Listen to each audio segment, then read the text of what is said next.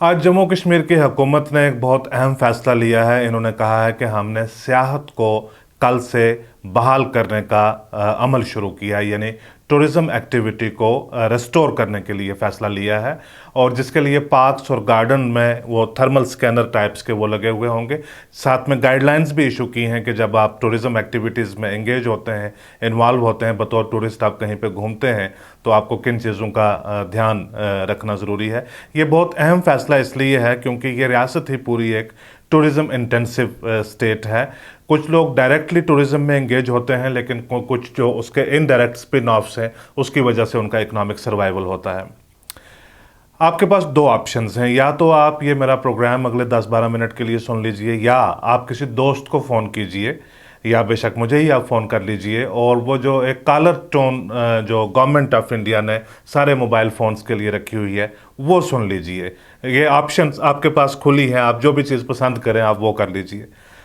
उसमें वो क्या कहते हैं, अगर आप फ़ोन अभी तक नहीं घुमाया आपने और ये फ़ैसला लिया है कि आप इस प्रोग्राम को सुनना चाहते हैं, तो जब आप किसी को भी फ़ोन लगाते हैं सबसे पहले आपके पास ये मैसेज आता है कि अनलॉक 2 की प्रक्रिया यानी अमल देश भर में शुरू हो चुका हुआ है। ऐसे में आप घर से बाहर तभी निकलिए जब बहुत ज़रूरी हो, यानी घर से बाहर आप तभी जाइए जब घर से बाहर जाने के अलावा आपके पास दूसरा कोई चारा ना हो, नंबर एक।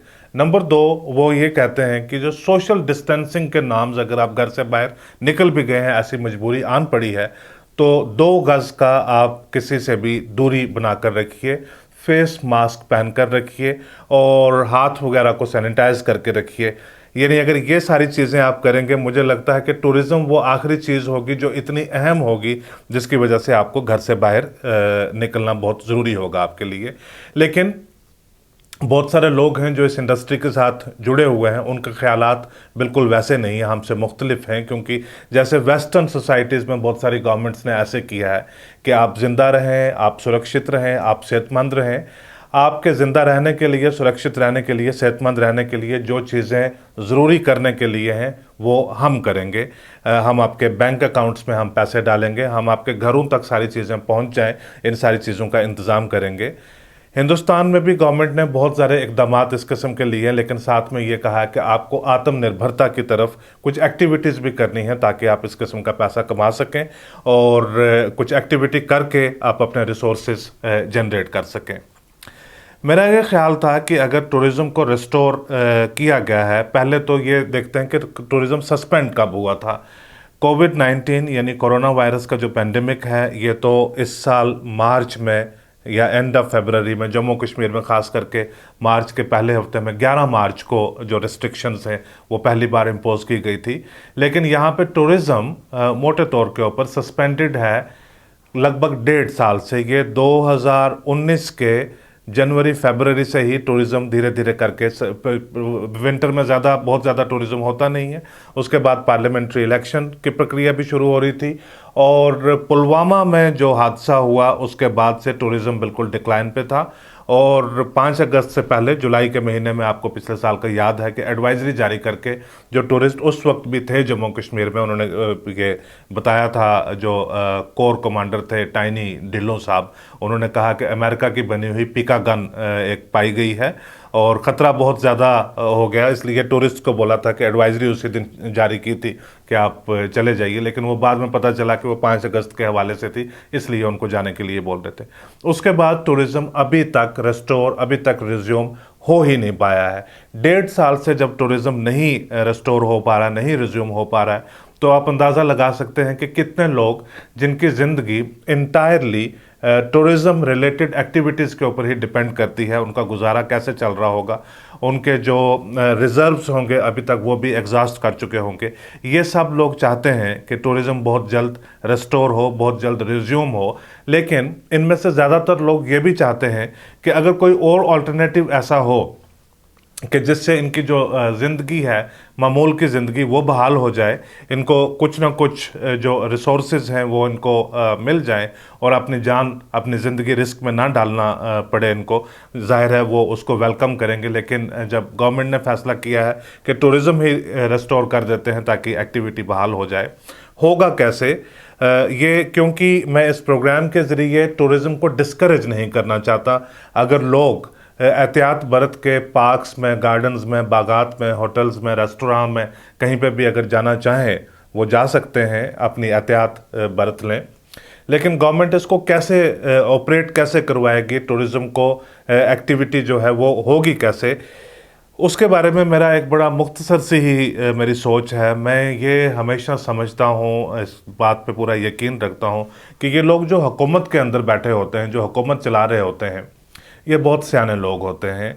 जाहिर सी बात है ये बड़े एक्स्ट्राऑर्डिनरी होते हैं, इसीलिए ये वहाँ पे बैठे हुए होते हैं और हम यहाँ पे बैठकर इन पे तबसरा कर रहे होते हैं। ख़ास करके जो पॉलिटिकल डिस्पेंसेशंस होती हैं, आप इसको नेगेटिव ले लीजिए या पॉजिटिव ले लीजिए, वो आप पे डिपेंड करता है। उनके लिए तो मेरा ख्याल हमेशा ये रहा है कि जहाँ बड़े बड़े साइंसदान, आइंस्टाइन, न्यूटन वगैरह, जब उनकी सोच ख़त्म हो जाती है, वो कहते हैं कि अब बस, वहाँ से असल में एक सियासतदान की सोच शुरू होती है। सियासतदान को पता है कि अप्रोप्रिएट टाइम क्या है और उसमें उसको क्या फ़ैसला लेना है, उसमें लोगों को क्या अच्छा लगेगा। सियासतदान से बेहतर कोई साइंसदान, कोई एक्सपर्ट नहीं जानता। लेकिन जो ब्यूरोक्रेट होते हैं, जब सियासतदान इनके इर्द गिर्द नहीं होते हैं तो इनको लगता है कि जो सबसे सियानी कौम इस दुनिया में है वो ब्यूरोक्रेट्स की है। ख़ास करके एक इम्तहान भी इन्होंने बहुत अहम पास किया हुआ होता है और उसके बिना के ऊपर जो एक सिस्टम होता है, एक हायरार्की का एक सिस्टम होता है, सबऑर्डिनेशन का, कि आप जब हुक्म जारी करते हैं तो नीचे सब लोग उसको आराम से बिल्कुल मान लेते हैं, कोई सवाल नहीं पूछ सकता। तो इनको लगता है कि यही सबसे बेहतर चीज़ है जो हो रही है। तो लिहाजा मैं ये इनको पूरा ड्यू जो वो ऑनर देते हुए, इनके ऊपर फेथ रखते हुए, ट्रस्ट रखते हुए, मैं ये कहता हूँ कि इन्होंने कोई इस किस्म की तजवीज़, इस किस्म का तरीका भी सोच के रखा हुआ होगा कि वो कोविड-19 के जो पेंडेमिक के इतने रिस्ट्रिक्शंस, इतने प्रोटोकॉल्स और इतनी जो प्रिकॉशंस बताए जाते हैं बार बार, यानी कि आप टेलीफोन ही करते हैं तो हर बार आपको रिमाइंडर मिलता है कि आपने किन चीज़ों का ध्यान रखना है, इन्होंने उनके बारे में भी सोचा हुआ होगा। इस वक्त है क्या है हालात जम्मू कश्मीर में, क्या हैं, लगभग 9000 के करीब पॉजिटिव केसेस हैं, लेकिन एक्टिव पॉजिटिव केसेस कम हैं, 3300-3400 के करीब होंगे। यानी आज का अगर आप डाटा देखें कि आज के दिन में कितने पॉजिटिव आए हैं, लगभग 185 के करीब आज के दिन में पॉजिटिव लोग हैं। उनमें से 70-75 के करीब जो हैं वो ट्रैवलर्स हैं, यानी जो हाल ही में कहीं से ट्रैवल करके आए हैं वो पॉजिटिव है।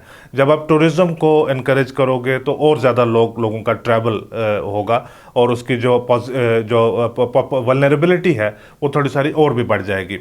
आज ही मैं देख रहा था कि जब गवर्नमेंट के गवर्नर साहब के, लेफ्टिनेंट गवर्नर साहब के एडवाइज़र जिन्होंने ये बयान जारी किया कि टूरिज़्म कल से हम रिज्यूम कर रहे हैं, बसीर खान साहब, और वो बता रहे थे कि बागात में आइए, मास्क पहनकर आइए, सैनिटाइज़र साथ रख के, हम भी सैनिटाइज़र आपको प्रोवाइड करेंगे, आप उसका भी इस्तेमाल कीजिए।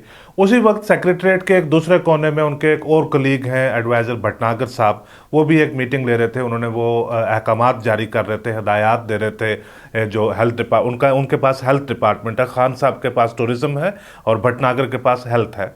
ये बता रहे थे कि जो सिम्प्टोमेटिक पॉजिटिव लोग हैं उनको तो आप टेस्ट कीजिए ही और उनका इलाज मुआवजा वगैरह भी शुरू कीजिए, बल्कि जो एसिम्प्टोमेटिक लोग हैं, जो कोमॉर्बिडिटी जिनके रिकॉर्ड पे है कि उनको और तकलीफ़ें हो सकती हैं, जिनकी जो इम्यूनिटी है वो चैलेंज्ड है, डायबिटिक हैं या और किसी किस्म की कोई तकलीफ़ है, उनकी भी इंटेंसिव टेस्टिंग कीजिए। यानी वो लोग जिनके कोई सिम्टम नहीं, अपने घर में बैठे हुए हैं, लेकिन हो सकता है कि डायबिटिक हों, लिहाजा उनकी वल्नरेबिलिटी जो है वो ज़्यादा है, उनको भी आप टेस्ट कीजिए। सो ये दोनों चीज़ें एक दूसरे के जो एक ही दिशा में चलती हैं लेकिन एक दूसरे के पैरेलल चलती हैं, जैसे वो दरिया के दो किनारे होते हैं, आपस में मिल नहीं सकते। और जो क्लासिफिकेशन करते थे पहले डिस्ट्रिक्ट्स की या एरियाज़ की या जोन्स की ऑन द बेसिस ऑफ कि कहाँ से कितने केसेस पाए गए और कहाँ पे रिस्क फैक्टर कितना है, उसके मुताबिक रेड, ऑरेंज और ग्रीन जोन बनाया जाता था। उसके बारे में तो ज़्यादा वजाहत करने की, ज़्यादा बताने की मुझे ज़रूरत नहीं है, क्योंकि अब 4 महीने के बाद हिंदुस्तान का ऐसा कोई कोना या ऐसा कोई बच्चा, ऐसा कोई फ़र्द नहीं रहा जिसको ये नहीं पता कि रेड जोन क्या होता है, ऑरेंज जोन क्या होता है या ग्रीन जोन क्या होता है। लेकिन ये ग्रेजुअली इसकी परिभाषा कब बदल गई है इसका शायद आपको अंदाज़ा भी नहीं होगा, क्योंकि मैं ज़ाती तौर के ऊपर एक रेड जोन से आता हूँ, जहाँ पे उस दिन उस एरिया को रेड जोन डिक्लेयर कर दिया गया था जब तक कि वहाँ से कोई पॉजिटिव केस नहीं पाया गया था, और आज की डेट तक वहाँ से कोई पॉजिटिव केस नहीं पाया गया। मैं अभी रिसेंटली मैंने देखा नोटिफिकेशन जारी की डिस्ट्रिक्ट एडमिनिस्ट्रेशन ने, और उन्होंने कहा कि हमने इसको डिनोटिफाई कर दिया। तब रेड जोन ये था कि केस कोई नहीं है, लेकिन चिड़िया भी जो है वो पर नहीं मार सकती सरकार की इजाज़त के बिना। जो स्ट्रीट लेवल तक रिस्ट्रिक्शंस लगा दी थी कि ये रेड जोन है, कोविड का रिस्क यहाँ पे बना हुआ है, आप घर से बाहर किसी भी सूरत में नहीं निकल सकते। आज हमारी रियासत के अंदर 20 में से 10 डिस्ट्रिक्ट जो हैं वो रेड जोन है, जिनमें से 9 कश्मीर में है और 1 जम्मू में है। उस वक्त रेड जोन की रेस्ट्रिक्शंस कुछ और थी, आज रेड जोन की रेस्ट्रिक्शन जो है वो मुख्तलिफ हैं। ये प्रोग्राम की रिकॉर्डिंग से पहले मैंने एक कोलीग के साथ बहुत आर्गूमेंट किया और डिस्कस करके इस बात को मैंने उनसे जानने की कोशिश की कि मालूम कीजिए कि किसी वेस्टर्न कंट्री में या इंडिया में ही कोई इस किस्म की रिसर्च हाल के महीनों में या हफ्तों में हुई है जिससे हमें इस बात का पता चलता हो कि जो ये कोविड वायरस है इसकी इंटेंसिटी अब वैसी नहीं है जैसी आज से 4 महीने पहले थी।